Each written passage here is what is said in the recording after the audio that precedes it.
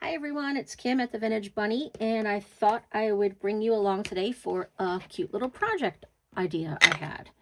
I'm using just some basic supplies here. I'm going to start out by using some of my inks that just don't get used nearly enough.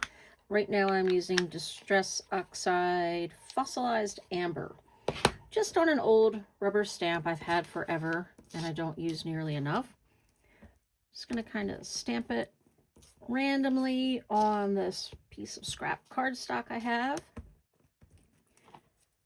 And then I'm going to use Distress Oxide in peeled paint on another rubber stamp. I don't even know where I got this one.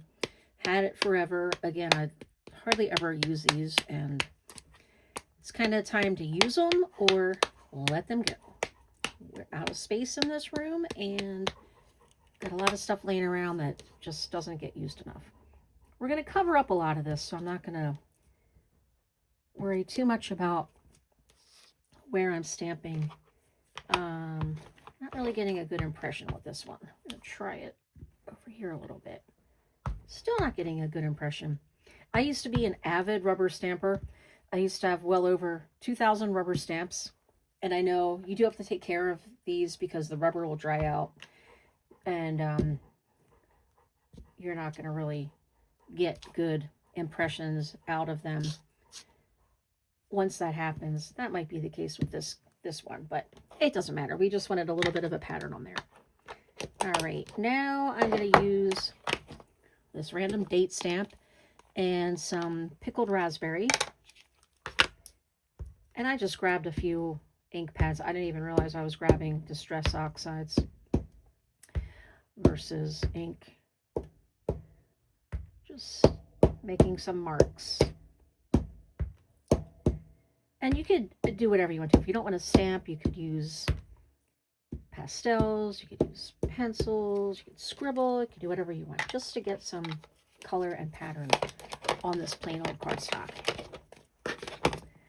Now, this will all make sense in the end. I have a scrap of wallpaper here. I'm going to go over to my sewing machine and I'm going to do a little bit of stitching. And okay, I'm back. So you can see what I did was stitched this strip of wallpaper onto our cardstock. I folded the top over. I also stitched on this piece of trim and this piece of lace on the bottom. Backed it with some coffee dyed paper, which is stitched on the side for journaling space. And what we have now are 4 little pockets that are the perfect size for cigarette cards. I just acquired a bunch of these, random, miscellaneous, but they're all very vintage. They fit right in here. Oops, we got our thread in there. I left the loose threads just to keep it a little bit grungy and shabby looking. You can do whatever you want. You can also embellish this more. If you use a plain piece of wallpaper, you can do all kinds of things here. I might do something on this edge, I'm not sure. But how you would use this in a journal. Got one in the works right here. Let's find a plain page. Cool, these would work. This would work too. Just kind of tuck it over the top of your page. Let the lace peek out the bottom. And there you have it.